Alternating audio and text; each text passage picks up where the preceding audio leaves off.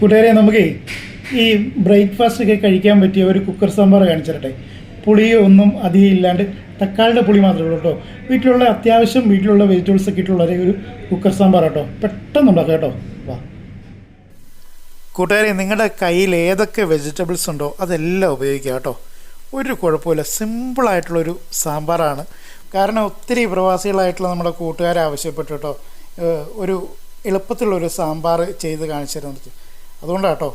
അപ്പോൾ അവർക്കൂടെ ഉപകാരമായിക്കോട്ടെ എന്ന് കരുതി കേട്ടോ. അറിയാവുന്നവരുണ്ടേ കാണാണ്ട സ്കിപ്പ് ചെയ്ത് പോയിക്കോളൂ കേട്ടോ. ആദ്യം നമ്മൾ പച്ചക്കായ കട്ട് ചെയ്യണം കേട്ടോ. അത് കഴിഞ്ഞ് ഒരു സവോള അതിൻ്റെ ആ കാമ്പ് കട്ട് ചെയ്ത് കളഞ്ഞ് തലങ്ങും വിലങ്ങും ഇങ്ങനെ കട്ട് ചെയ്തിട്ട് ഒരു കുഴപ്പമില്ല. കിഴങ്ങ് ഇതുപോലെ ഒരുക്കിയിട്ട് 4 or 6 കഷ്ണങ്ങളാക്കി ഇതുപോലെ കട്ട് ചെയ്തിടുക. തക്കാളിയുടെ ആ ഞെടുപ്പിൻ്റെ ഭാഗം ചെത്തിയിട്ട് മാറ്റി വെക്കുക. തക്കാളി ഇതിങ്ങളുടെ കൂടെ ചേർക്കണ്ട, വെന്ത് അലിഞ്ഞു പോകും. കാരണം ഇതിന് പുളിയില്ല, വാളംപുളി ചേർക്കുന്നില്ല, തക്കാളിയുടെ പുളി മാത്രം മതി. കാരണം ബ്രേക്ക്ഫാസ്റ്റ് കഴിക്കുമ്പോൾ അധികം പുളിയുടെ ആവശ്യമില്ലല്ലോ. അധികം പുളി ഇല്ലാതിരിക്കുന്നതാണ് നല്ലത്. ഒരു 3-4 പച്ചമുളക് ഇതുങ്ങളൊക്കെ നന്നായിട്ടൊന്ന് കഴുകണം കേട്ടോ. കഴുകിയിട്ട് നേരെ കുക്കറിലേക്ക് മാറ്റുക. ഒരു 100 gram പരിപ്പുണ്ട് കേട്ടോ, തോരപ്പരിപ്പ്, സാമ്പാർ പരിപ്പ്.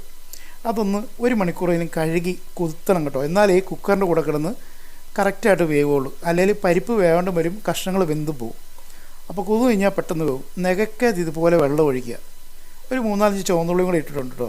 ഇത് കായ കേട്ടോ, കട്ടക്കായം. കൂടെ കിടന്നോട്ടെ, ഒരു കുഴപ്പമില്ല.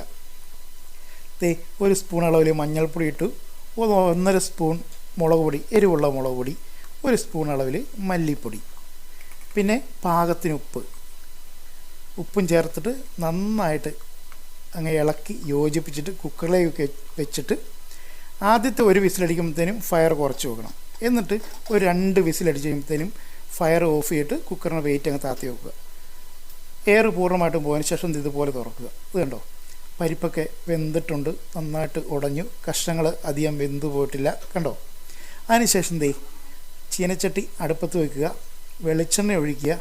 ആ വെളിച്ചെണ്ണ മൂത്ത് വരുമ്പം ഒരു 2-3 വറ്റൽമുളക് കൊണ്ട് നല്ല ഫ്രഷ് നാടൻ കറിവേപ്പില, വീട്ടിലെ കറിവേപ്പില കണ്ടോ, അതുണ്ട്. അത് ഉണക്കമുളകിൻ്റെ കൂടെ ഇട്ട് വെക്കുക. കടുക് പൊട്ടിയതിന് ശേഷം ആ ഉണക്കമുളകും കറിവേപ്പിലയും കൂടെ ഇട്ട് കൊടുക്കുക. അപ്പോൾ കടുക് പൊട്ടിക്കഴിഞ്ഞു. അപ്പോൾ ഇത് നിങ്ങൾ ഇട്ട് കൊടുക്കുക. ഇട്ടിട്ട് നേരെ തന്നെ ഒരു 2 ടേബിൾ സ്പൂൺ അളവിൽ സാമ്പാർ പൊടി, ഏത് സാമ്പാർ പൊടി വേണേലും ഉപയോഗിക്കാം കേട്ടോ. ഇത്രയും ഒരു 100 gram പരിപ്പേ ഉള്ളൂ. അപ്പോൾ അവന് ഒരു 2 ടേബിൾ സ്പൂൺ അളവിൽ ഫുള്ളായിട്ടുള്ള സാമ്പാർ പൊടി എണ്ണയിൽ കിടന്ന് ഒന്ന് മൂക്കണം.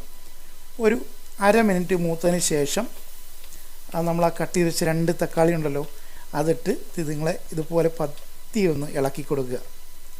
അതിനുശേഷം ചെറിയ തീയിൽ വെച്ചിട്ട് വേണം കേട്ടോ. അതിനുശേഷം നമ്മുടെ സാമ്പാർ ഒരു മറി അങ്ങ് മറിക്കുക. ഒന്ന് ഇളക്കി ഇവരെയൊക്കെ അങ്ങ് യോജിപ്പിക്കുക.